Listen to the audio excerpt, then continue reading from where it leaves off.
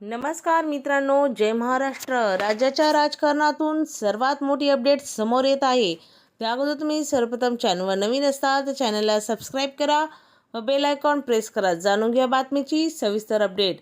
राज्याच्या उपमुख्यमंत्री सुनीता पवार दिल्ली दौऱ्यावर आहेत. उपमुख्यमंत्री पदाचा कारभार स्वीकारल्यानंतर आज त्यांनी पंतप्रधान नरेंद्र मोदींची भेट घेतली. त्यानंतर त्या अमित शहा यांनाही भेटणार आहेत. यावेळी त्यांच्यासोबत पार्थ पवार, जय पवार यांच्यासह प्रफुल्ल पटेल आणि सुनील तटकरे देखील उपस्थित आहे. विशेष म्हणजे सुनीता पवारांच्या आधी मुख्यमंत्री देवेंद्र फडणवीस दिल्लीत गेले होते. तेथे त्यांनी वरिष्ठ नेत्यांची भेट घेतली होती.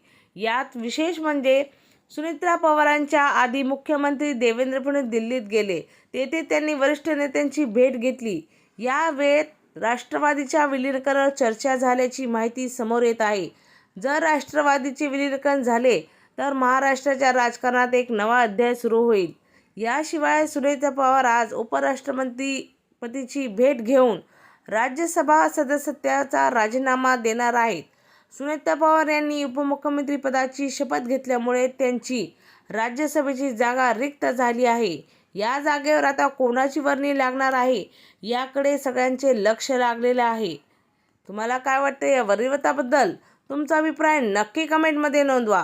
राष्ट्रवादी काँग्रेसच्या दोन्ही गटाचे भवितव्याच्या दृष्टीने आजचा दिवस अत्यंत निर्णायक मानला जात आहे व सुनीता पवार यांच्या दिल्ली दौऱ्यामुळे दोन्ही राष्ट्रवादीचे विलीनीकरण होणार आहे का हे पाहणे खूपच महत्त्वाचे ठरणार आहे.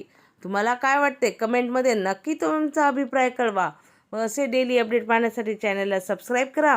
पुन्हा भेटू एका नव्या अपडेटसोबत.